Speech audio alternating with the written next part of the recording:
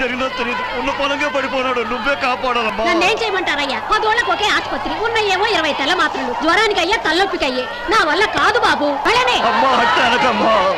కావాలంటే గుళ్ళోకి వెళ్ళి ఈ బూది రాయండి. బతికితే భద్రాద్రి రావుడు దయ, పోతే పోయిన జన్మ పాపం అనుకోండి.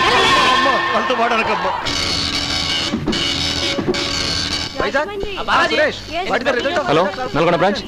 ఏదో ఎప్పుడు మీకు తెలిపినట్లు న్యూస్ వచ్చింది. నేను వెంటనే వస్తున్నాను.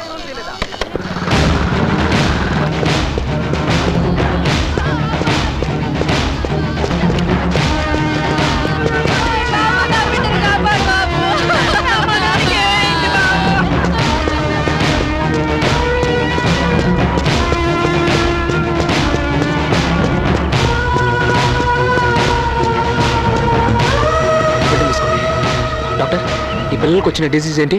బ్యాక్టీరియల్ మెనింజైటిస్, పెద్ద ఎపిడమిక్. దీనికి ట్రీట్మెంట్ లేదా? ట్రీట్మెంట్ ఉంది. సెప్టాజెడిన్ క్యాప్సూల్స్ వాడాలి. కానీ ఆ క్యాప్సూల్స్ మా దగ్గర లేవు. లేకపోతే ఎలా సార్? పైనుంచి రావాలి, రాలేదు.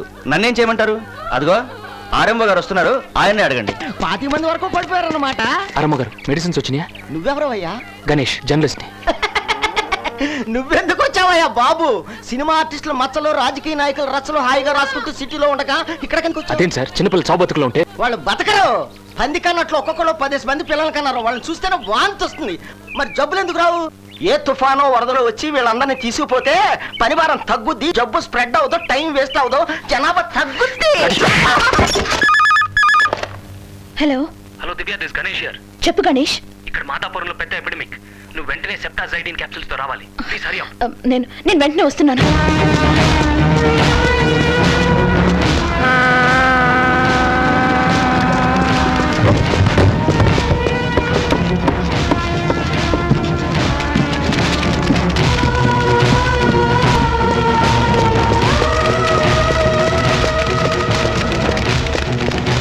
Doctor, medicines. Sorry sir, they are dead.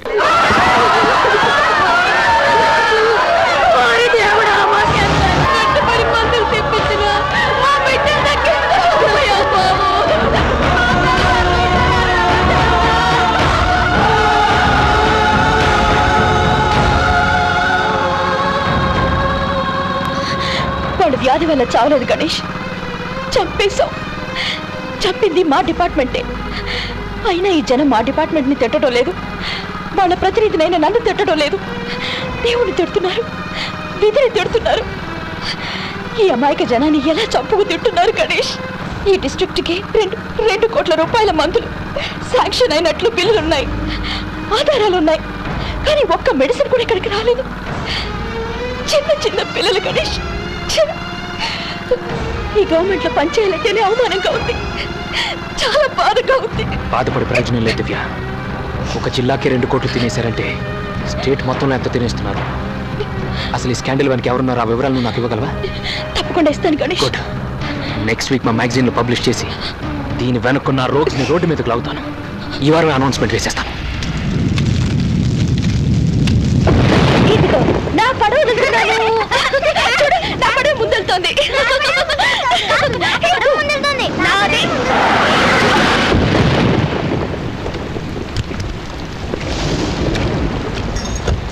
ఏరా, గవర్నమెంట్ ఆఫీసర్ మీద చేసుకొచ్చి ఇక్కడ బైక్ కెలుగుతా కూర్చుంటే వదిలేస్తావు అనుకున్నావా?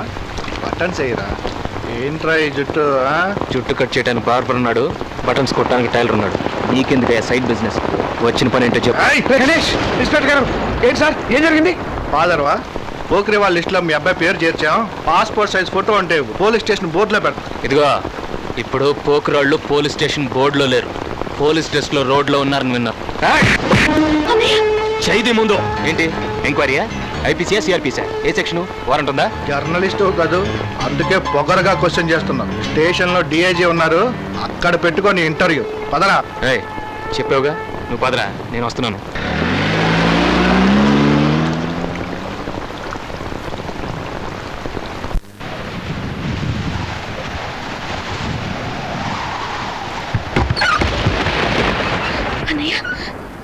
ఏం అవలేదు కదా?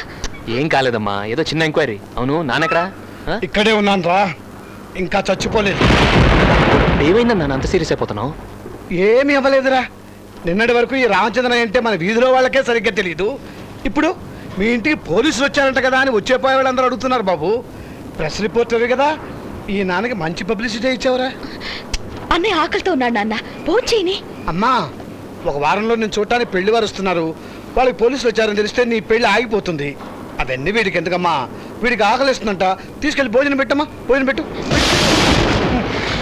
అన్నయ్య ఆగన్నయ్య, వాడిని ఆపకమ్మా, వెళ్ళని. వెళ్ళి ఆ కోపంలో ఏదో గొడవలు పెట్టుకొస్తాడు.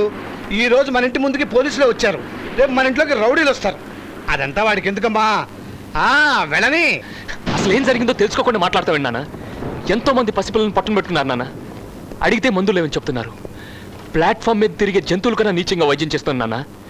వాళ్ళ అశ్రద్ధ వల్ల ఎంతమంది పేదవాళ్ళు చనిపోతున్నారు తెలుసా నీకు? ఆబ్రా, పేదవాళ్ళు పేదవాళ్ళు ఎప్పుడు లేరురా ఈ పేదవాళ్ళు. నేను నీ వయసులో ఉన్నప్పటి నుంచి పేదవాళ్ళు ఈ దేశంలో ఉంటూనే ఉన్నారు. పేదవాళ్ళ గురించి నటించిన వాళ్ళు, పేదవాళ్ళ గురించి మాట్లాడిన వాళ్ళు, పేదవాళ్ళ గురించి రాసిన వాళ్ళు అంతా ధనవంతులు అయ్యారా. అయినా ఆ పేదవాళ్ళు పేదవాళ్ళుగానే ఉండిపోయారు. అదేరా ప్రజారాజ్యం అంటే. అది మారదు, దాన్ని ఎవరు మార్చలేరు. అయినా దాని గురించి పట్టించుకోవడానికి మనం ఎవరం? మామూలు మధ్యతరగతి మనుషులు. చూడు, నాకు ఊళ్ళో వాళ్ళ గురించి బాధ లేదు. నాకు నువ్వు ముఖ్యం, నా కూతురు ముఖ్యం, ఈ కుటుంబం ముఖ్యం. ఏంటి నాన్న నువ్వు కూడా ఇలా మాట్లాడుతున్నావు? నీలాంటి వాళ్ళందరూ ఇలా స్వార్థంగా ఉండే బట్టి పేదవాళ్ళు ఇంకా పేదవాళ్ళుగానే ఉన్నారు. వాళ్ళని అడ్డం పెట్టుకుని చాలా మంది పెద్దవాళ్ళు అయ్యారు. కానీ నేను అలాంటి వాడిని కాదు నాన్న. నాకు నువ్వు ముఖ్యం, గంగ ముఖ్యం, మీతో పాటు ఈ దేశం కూడా ముఖ్యం. ఒక తప్పు జరిగితే మీలాగా అమాయకంగా చూస్తూ ఊరుకోలేను. అవునరా, నేను అమాయకుడిని అమ్మా, నేను అమాయకుడినేనమ్మా. అయినా కంప్యూటర్ ఇంజనీర్, పైగా ప్రెస్ రిపోర్టర్. ఈ పాతకాలపు SSLCకి ఆయనతో సమానంగా సమాధానం చెప్పడం ఎలా తెలుస్తుంది?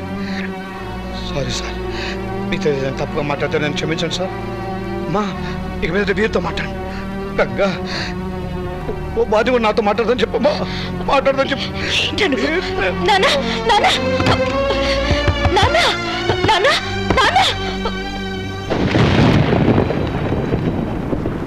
కొంచెమైనా బుద్ధిందారా నీకు? నాన్నతో మాట్లాడటం ఇలాగేనా? పొద్దున్న నుంచి పచ్చి మంచినీళ్ళు కూడా తాకుండా ఊళ్ళో ఉన్న పోలీస్ స్టేషన్ తిరిగి వచ్చాడు. ఆ కోపంలో ఆయన ఏదో మాట్లాడితే ఒక్క నిమిషం ఓర్చుకోలేకపోయావా? ఇదిగో చూడు, నీ దేశభక్తి, జర్నలిజం అన్ని ఇంటి బయట వదిలేసి వస్తేనే నాతో మాట్లాడు, లేకపోతే నాతో కూడా మాట్లాడద్దు. నేను మాట్లాడుతూనే ఉన్నాను, నువ్వు చూస్తున్నావేంటి?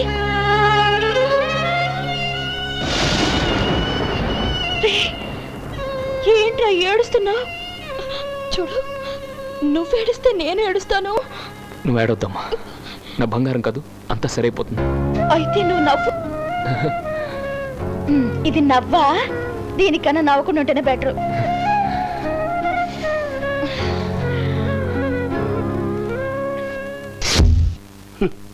మాధవాపురంలో మంది చచ్చిండ్రని న్యూస్ విన్నాక నా కండ్లెంట నీళ్లు రాలేదు తమ్మి, నెత్తురు వచ్చిందన్నట్టు.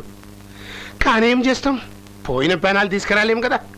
అందుకే హెల్త్ మినిస్టర్గా పోయిన వాళ్ళు ఒక్కొక్క ఫ్యామిలీకి 25,000 రూపాయలు ఎస్క్రేషియా అనౌన్స్ చేస్తానా. మంత్రి గారు, మీరు ఇక్కడేమో ఇలా అంటున్నారు, అక్కడేమో ప్రతిపక్షాల వాళ్ళు మీకెక్కడ బ్రెయిన్ ఫీవర్ వస్తుందో అని చెప్పి మీరు హాస్పిటల్కి రాలేదని వాళ్ళు ఆరోపిస్తున్నారు. ఎట్లంటారయ్యా? నాకు అసలు బ్రెయిన్ ఉంటే కదా. అంటే అసలు మీకు బ్రెయినే లేదంటారా? అవు, నేను పాలిటిక్స్ లా స్టెప్పింగ్ చేసింది నానే. బడుగు వర్గాలకి, బలహీన వర్గాలకి నా బ్రెయిన్ ని డొనేట్ చేసేసిరా. మరి ఇదైతే గదేర్ద మాగాళ్ళు గదే అపోజిషన్ వాళ్ళకి ఎట్లా తెలుస్తుంది? తెలియదు. ఇంకా ఇంటర్వ్యూ ఖతమైంది అన్నట్టు. జై హింద్. నేను వేవు మంచిగా తీసినవా? మీకేంటి సార్, అందరి మినిస్టర్లోకి అందమైన ఫేస్ మీది. ఆ ఒక్క హెయిర్ స్టైల్ చాలు మీకు.